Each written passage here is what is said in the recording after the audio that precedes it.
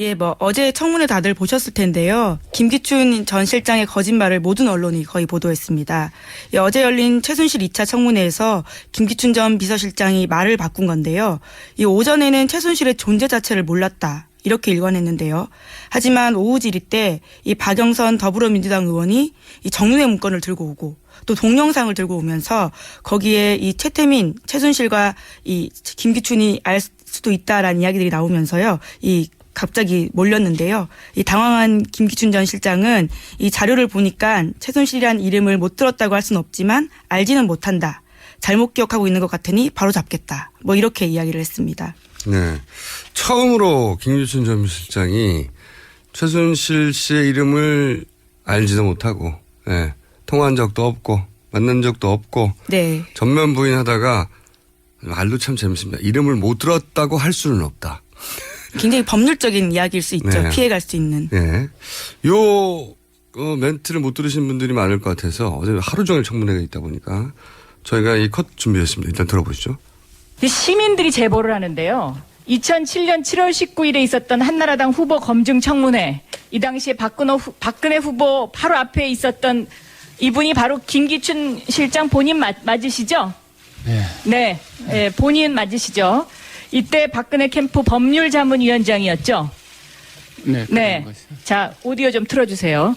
자녀인 최순실 씨를 서면 조사하고 유경재단 측으로부터 전달받은 자료를 토대로 조사했으며 특히 최순실 씨와 관련해서는 재산 취득 경위 및 자금 출처 등을 집중적으로 조사했습니다. 영남대학에 대해서는 1988년 김기춘 문광희 국감자료 법률자문위원장 앞에서 있었던 한나라당 후보 검증 청문회입니다. 그런데 최순실을 몰랐다? 이게 앞뒤가 안 맞죠. 지금 그렇죠?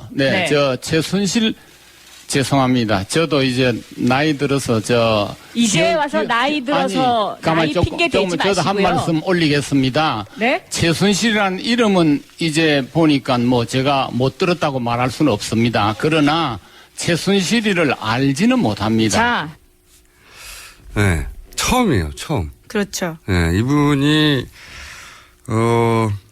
청문회에 나온 이유 중에 하나도 어떤 공세에도 굉장히 흔들리지 않고 네, 자신감이. 네, 법률적으로 완벽하게 방어를 해왔는데 처음으로 이 동영상, 왜냐하면 사진이 있죠. 그렇죠. 본인이 거기 앉아 있었죠. 근데 바로 앞에서 최순실 이름이 계속 거론되죠.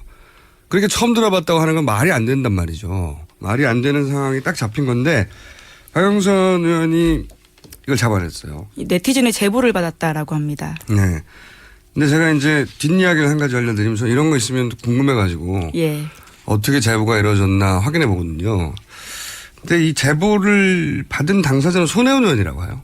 아, 예. 들어보셨어요? 아침에 SNS에 올리신 걸 설핏 본 것 같아요. 예. 제가 확인한 바로는 제보를 받은 당사자는 손혜원 의원인데 손혜원 의원이 본인보다 앞 순서에 박영선 의원이 이 질의를 하니까 이건 한시 앞이 알려줘서 한시 앞 문제 제기가 돼야 된다고 해서 박영선 의원한테 줬어요. 주고 나서 이 동영상을 가지고 이제 잡아낸 거죠. 이 장면을. 사실은 박영선 의원은 굉장히 잘 몰아갔는데 이때 손혜원 의원이 제보한 것이다. 제보받은 것이다라고 소개를 했으면 더 좋았을 텐데. 예. 그리고 사실 이게 손혜원 의원이 이걸 남한테 주는 게 쉬운 일이 아니에요. 훈훈한 미담으로 포장을. 네. 포장이 아니라 실제 남한테 주는 게 쉬운 일이 아니에요, 이게. 예. 모두가 다 이때 떠봐야겠다고 생각해서 이런 제보가 있으면 자기가 꼭 쥐고 있다가 자기가 쓰려고 하거든요. 그렇죠. 네. 그거를 줬다. 네. 저는 손혜원 의원 높이 평가하는데 전화 연결을 하지 않겠습니다. 제가 이 정도 했으면 됐죠, 뭐.